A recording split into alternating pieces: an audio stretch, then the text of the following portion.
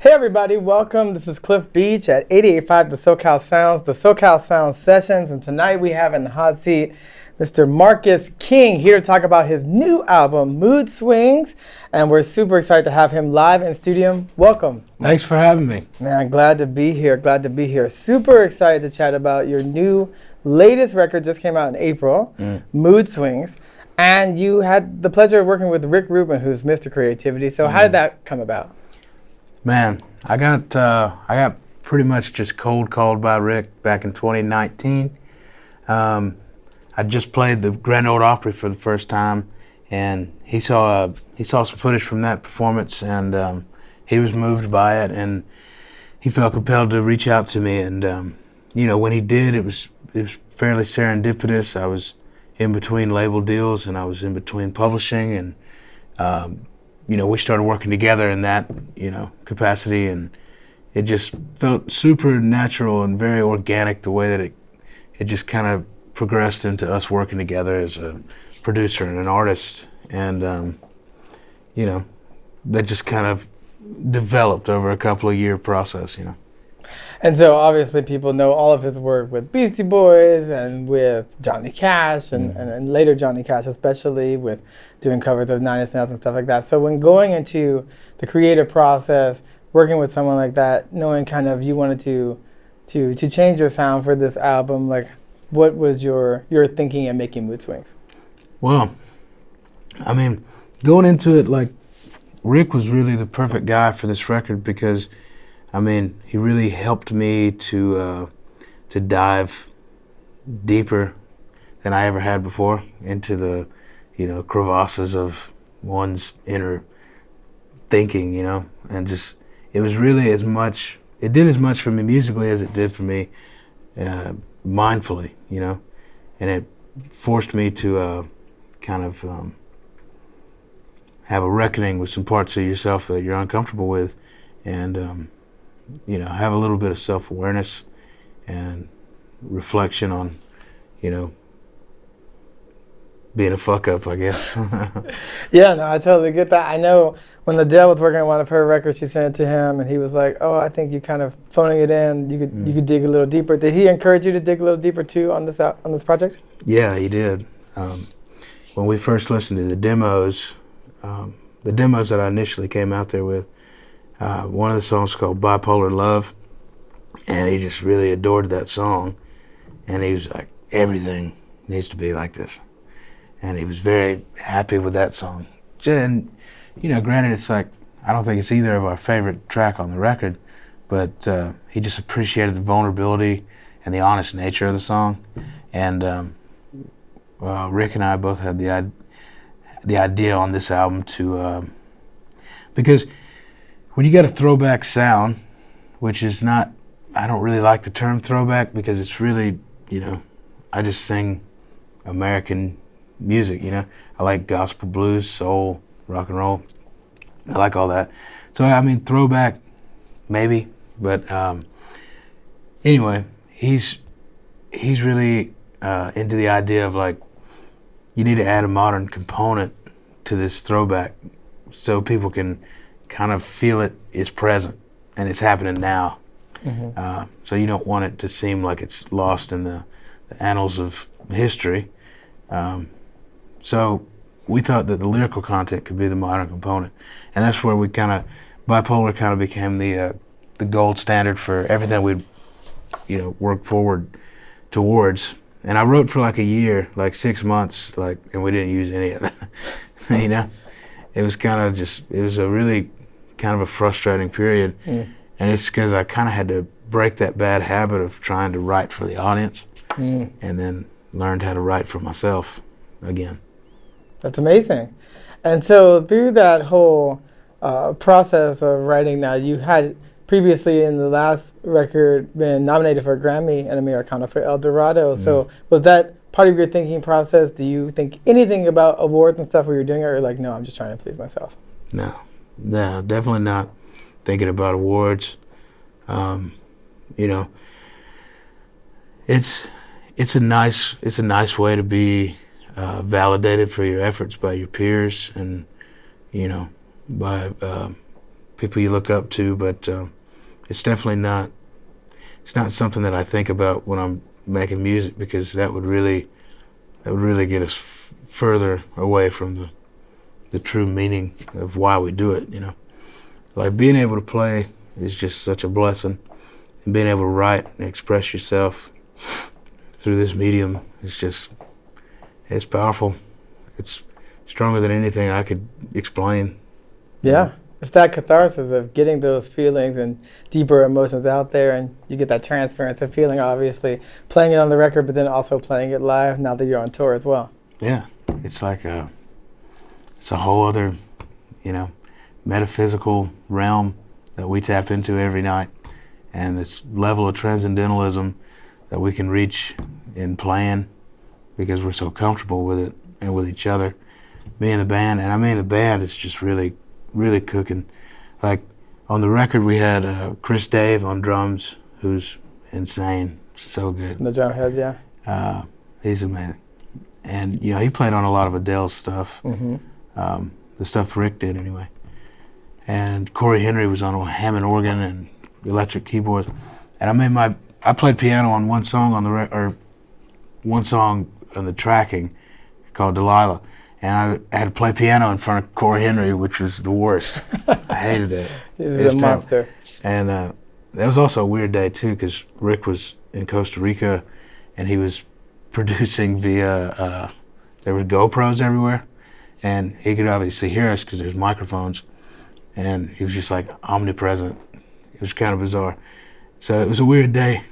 But my boys on the road, I mean, I'd never take anybody else with me. They're crushing the songs. It sounds great live. Awesome. Well, we look forward to hearing more about that. I know we're going to be playing some songs live in the studio today. Mm. The first song that we're going to talk about is Save Me. That's from the record. So tell our listeners what that song is about. Wow. Well, the, how do I put this? Like the sequencing of the record is fairly chronological, and we went back and forth on the sequencing like 14 or 15 versions, because I wanted to get it just right so you could really take the story in the right way. And Save Me I wrote like 6 or 7 years ago. And it was early on in my last relationship, and I guess at the time I didn't really understand or realize what it really meant for me, but it's really about codependency, That's kind of what it's about at the core. Because I was in a really terribly codependent relationship, and we were both fairly codependent.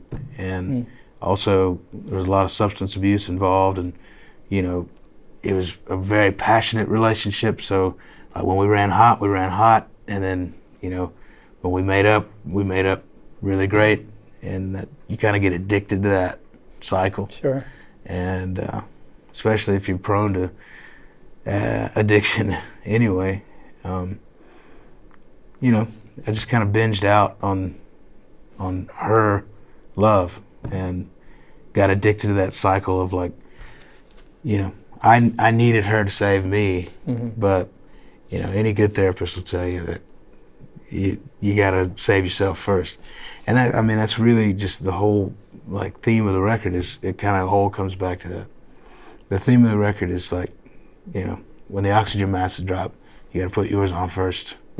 And whether it be about the lyrical content, like about the relationships I went through, or, just making music as a whole, like putting the audience last, it was kind of something I had to relearn, The Curfew Foundation that you just launched recently to support musicians that are facing mental health and addiction challenges, which ties into the thematic album of Mood Swings. So what does that have to do with what you're currently doing?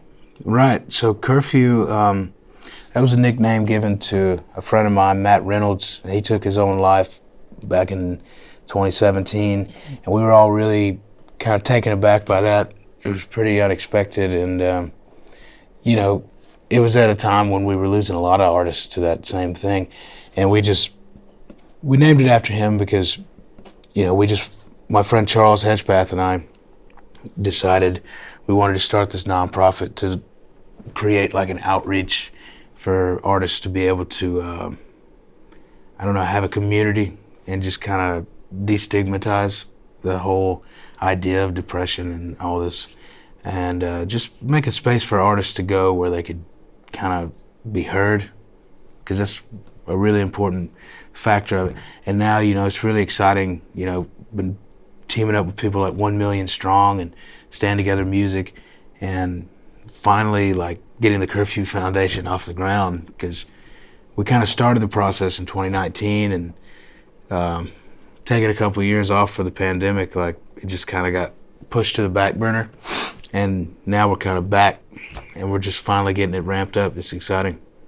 Definitely, yeah, and it's always just great to give back and to help people, and also it's a very noble cause. So thank you so much for doing that. Absolutely. And there's no shortage of people who need help, so hopefully they'll be able to get information, resources, and from that you also have your family reunion festival that's coming back after a hiatus during the pandemic. So that's exciting, right? Yeah, man, family reunion's coming back. We're so pumped, and this will be the first year we're doing it in South Carolina. Very cool. The first 3 were in North Carolina. And we're finally back on, the home turf. Nice, and that's where you're from, in South Carolina originally, right? Yep. And so you come from a musical family. Your grandfather and your father. You have an amazing storied a Gibson guitar from the '60s that you're using, Big Red. So tell me a little bit about, I guess, your musical background and growing up and getting into music. Yeah, I my grandfather played country and western his whole life. And his father before him, they all played like old time Appalachian, folk music. And, I was really blessed to grow up in that atmosphere. And also to have a supportive family, because they all supported their families by playing music professionally, So they looked at it as an earnest career. Right. Just how, to me, you watch documentaries about like these tribes, and like when a boy's of a certain age, he goes out and hunts with the men, and that's kind of how my family was, but it was just honky tonkin, So once you reach a certain age, it's like you go out and you play, and that's kind of how you earn your wage. Sure. So it was viewed as a viable source of income. So I was encouraged to explore it and to take it as far as I could, and I remember I lost a lot of band members to college, like their parents were like, all right, that was fun. Right. But now you need to go get into computer softwaring. Sure. And, that's cool too. Yeah. But it wasn't for me. Yeah. So it was something you just knew, you felt very early on. Yeah, I never had any second guess about it. I mean, my wife will tell you I'm no good at anything else, dude. I don't know. I'm not very handy around the house, so. They got people for that. Yeah. It's all good. You're handy with a guitar, with an axe. But it's cool because, so growing up, you had obviously learning from the best, your family. But besides that, what did you listen to, and who did you try to emulate, or who are your heroes or influences? Right. Man, I had no shortage of heroes growing up. I mean, aside from just being, around my grandfather and my dad and my uncles, and they played with so much feel, and I was always inspired by them. Sure. And, my dad put me on to the Allman Brothers really early, and like Leonard Skinner, like their early stuff, because they were just such a fucking good rock and roll band, and the Marshall Tucker band, and these incredible Southern rock and roll bands, and being inspired by the Allman Brothers and Marshall Tucker, Skinner. These are groups that came from not far from me. Marshall Tucker band was from Spartanburg. I'm from Greenville, and we share a water tower, and an airport. So that's something that's tangible. I could see it. I'm like, these guys came from here, and they sold out the Garden, in the 70s. So, it was really inspiring to me, and it kind of gave me the idea that I could really do something with it. And I was also inspired by, I was really into Janis Joplin, and I really loved Tina Turner, Temptations were a really big one for me. Heart. Robin Trower, that's the first record I bought in a record store. Because I had a record collection that was given to me from my dad. But the first record I went out and bought with my own money was Robin Trower, Bridge of Sighs, because I liked the cover. Cool. And it's the first record I smoked pot to. You know, it's just like one of those records, man. It's one that I grew up with. Yeah. And as you were coming up, because I've been a fan of you for a number of years, I actually learned about you watching some of your online content. You had a big social media and YouTube presence, and I saw, I think, something you did with Jam in the Van, and you were doing stuff with Relics and other stuff. But how do you, I guess, translate what you do into like video medium versus just the purely audio versus live? Right. Man, that's a great question. Like, content, you know, I hate that word. I get so worn out on it, man. And I've started to develop a process because I try to stay off social media, but it's kind of a double-edged sword because I'm trying to offer the public something completely genuine and completely non-contrived and just honest content, right? And like, there's like certain TikToks or whatever that go viral or whatever you want to call it, and it's because like you could tell in the TikTok that my wife has like coerced me into doing this Kim Kardashian voiceover thing, and you know, people just can feel that, and it's hilarious to see like me and my band doing a Kardashian's voiceover, and people love that. I mean, just like not taking ourselves too seriously. That's a big thing for sure. But just, it's all about intention, you know. Same with the set. Like, if you're coming from the right place, I think people are going to pick up on it. Definitely. And you mentioned your wife a few times. So you recently did get married last year, I believe, right? Huge, lavish ceremony, I heard. God, it was crazy. It was so over the top, and that's, my wife is just, she's over the top. I love that girl. She kind of offsets me. She kind of brings me back down when I need it. Right. Yeah, we had a marching band introduce us to the ceremony. Very cool. Which was wild. It was all her plan. Yeah. She said I was in control of the music, and that's all I did, really. That's the best job. And I asked my good friend Nigel Hall to come. Oh, he's amazing. Yeah. That is. And yeah. I've chatted with him. He's great. Yeah. That's very cool. Man, you just keep such good company. I'm not surprised, but that's amazing. And so do you think marriage or relationships have gotten into this record as well? Yeah, well, it's really interesting. Somebody asked me recently, you know, which song Briley most recently inspired, and you know, she inspired me to be able to, some songs you're not able to write them in the moment. You kind of have to look at them retrospectively, and you know, she just being as good as she is to me, like, just gave me the courage to be able to finish a couple songs that I was having trouble finishing, you know. I have not yet figured out how to really write a song, like a happy song, quote unquote, without it feeling like it's commerce. Yeah. You know? I don't know.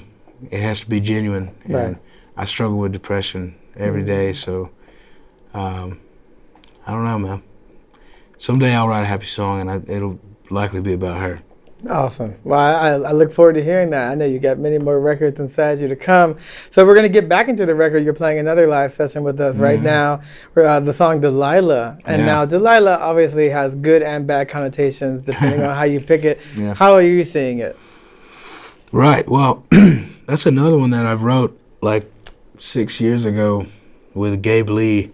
And I got to the writing session, and we'd kind of just gotten paired together. In Nashville, sometimes, like, publishing houses just set you up like, it's like a blind date, truly. And you get in there, and sometimes the chemistry's just not right on a date. And, like, maybe they're rude to the server, and you don't like that. Right. And you're like, well, this is not great. This isn't going well. Yeah. But then maybe there's a physical chemistry that happens, and it's like, I can really, you know, kind of draw the same, like, there's really a lot of parallels in like dating and writing. And when I got there, like he and I just really didn't get off on the right foot, I guess. He was like, I don't really do co-writes, and like, it's not really my thing, and my publisher wanted me to come in. And he just had a bad attitude. Yeah. And I was like, well, hey man, I'm gonna be here for 2 hours and we can write a song or we can fuck off. I don't know. Like, we don't have to. And he sat at the piano and like Delilah just kind of spilled out of us. It was just something we both really desperately needed to say, and that was the vehicle that we needed to say it. And at the time it was so stream of consciousness. Like the story is pretty simple story, but it kind of was a story that we wrote, and then I went out and I lived it for the next 6 years, and it wasn't until I lived it that I was able to record it honestly. I just kind of had it. I was like, this is a pretty catchy number, but I can't really find a good spot for it. And when I went and did this record with Rick, like, we found a good home for it, because I'd lived it, I'd felt it, and I'd lost really profoundly. So, where can people go? I guess, what's your favorite song from the album? Man, my favorite song for the record, I'd have to say "Fuck My Life Up Again." Okay. And that's one that kind of rattled around for a while in my head, and I don't know. I kind of had to be okay, like, using profane language on a record. Right. Because I grew up in a conservative Christian Southern household, and you didn't curse around grandma for sure. And it's just the only way I was able to say it. It was emotive, that word, whatever you want to think about it. But that song, it just took me a long time to write it for whatever reason. And actually, being with my wife and her giving me the courage to finish that song, and Cadillac too, those were the last two that I finished on the record. So let's start there. And so when you're pulling like the theme of the record together and Mood Swings, are you just writing forward and then slowly seeing a common theme, or were you trying to get a theme when you were going through the process, or both? Yeah, well, the theme kind of presented itself to us. We started to see a pattern developing, and once we had it, we latched onto it, and we really, watered it and watched it grow. It was great. So currently with Mood Swings, you're on tour, and you're going to be on tour for the foreseeable future. At time of taping, you're in LA, which we love it, and you're going to be playing the Wiltern. You talked about playing the Grand Ole Opry. So is there any kind of place in particular while you're on tour you're looking forward to playing? Somewhere new, somewhere exciting, somewhere going back to that you just love? Wow. Well, we're going to spend a little time in South Dakota. We'll be back in South Dakota with Chris Stapleton, and we always love going out and playing with him. And we have some friends of ours are going to take us around and take us to their reservation and show us around some Native American culture, and really show us, some really beautiful, true American stuff. So we're really excited to get out in this beautiful country out there. Awesome. We were having some banter before you came in with some of the guys. They're great. I can tell why you guys have a great camaraderie and are brothers. Someone had mentioned something about Tales from the Tour Bus, Michael Judge's cartoon, but do you have any funny stories of being on tour? I don't know how many I could share here. There's some that'll get you into trouble, and some that, it's just, to me, it's just the mundane, like, hours that you spend just kind of create the humor in a lot of ways. Like, I don't know, man, just, the nights where you're smoking a cigarette in front of the 7-Eleven and it's just, the light's just like barely flickering, and then like it's 4 a.m. and you're in, bumfuck Florida, and like a minivan like pulls up just like rickety, and like the door opens and like a full mariachi band gets out, And I'm like, what the fuck is going on? It's like, that's the kind of stuff that makes me laugh. It's like, what are you guys doing right now? Where are you? Are you going somewhere? Did you just play a gig, or are you going to a gig? You're all fully dressed in your mariachi gear. It's really confusing. And they kept coming out of the van, and I was like, this is really weird. Clown car mariachi. Yeah, and there was an alligator in the pond.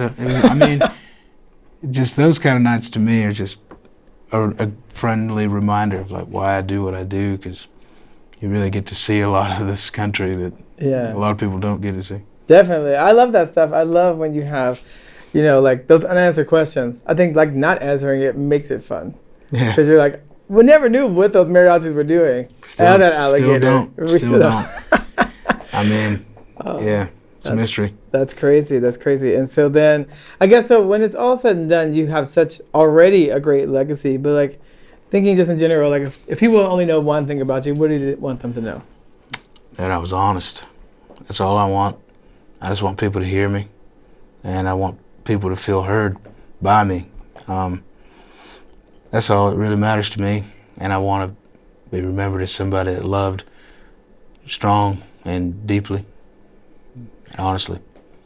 And if you were going to give, I guess, advice to the next generation of up-and-coming musicians coming up, what would you tell them?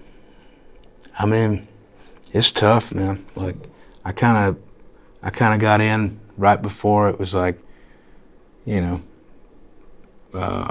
had to be on TikTok or Instagram, and you have to do the content thing, because it's so hard to do that and not let it fully consume you, because it's literally, the whole structure of it is likes, clicks, more validation.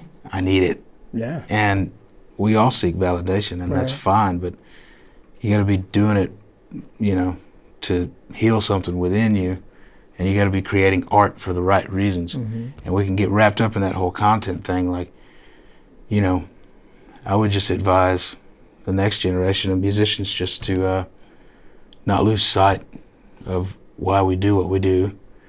It's a medium to be able to speak honestly and to find a little absolution and resolution through songs and lyrics, Yeah, definitely. I definitely agree. And I know that, it's a means to an end with content of getting stuff done and out there. So then as we wrap up, we have one more great song from you. We're doing the title track to Mood Swings. And tell us a little bit about that. Yeah, so the title track, Mood Swings, that's the first song I recorded for the record. First day I went to Shangri-La, hung out with Rick all day, and we just talked about music and life and all this, and listened to a lot of demos. And then this one I'd just written like the week previous, so I didn't have a demo for it. But he left and went to dinner, and Jason later, the engineer, was like, you got anything? You want to just cut something now just for fun? And I said, I got this song, and I laid it down the acoustic, the acoustic and the vocal. Then I did the bass, and then we put a drum machine on it, the old Rhythm Ace. It just worked. And then like I did a piano thing, and what else? Yeah, I mean that's pretty much it. Like that track was finished in like 35 minutes, and like it was just a good indication of like we were on something cool. The rest of the record, I mean, there was some challenges, but like that song coming out that quickly was really, really the nudge I needed, to complete the rest of the record. But yeah. So Marcus, it was great chatting with you today. You too, Thank you so much for being here. Good luck on the tour and everything. Thanks. And if you want to point people at a place to get more information about the tour and you, where's the best place to go? MarcusKingOfficial.com. You can't go wrong there. You can get information about Curfew Foundation there, tour dates. You can get, But I'd also, really push you to go to your local record store, pick up a copy of that vinyl. That's the best way to listen to it. Oh, well, I'll definitely be doing that because I love vinyl, and I'm going to get it all dialed in, listen to the whole record top to bottom, which you should do as well. Mood Swings is out right now by Marcus King. You can catch him on tour for the foreseeable future. Go to his website. You can also see more of these SoCal Sound sessions by subscribing here. Click the subscribe at the SoCal Sound or the SoCalSound.org. We'll see you back next time.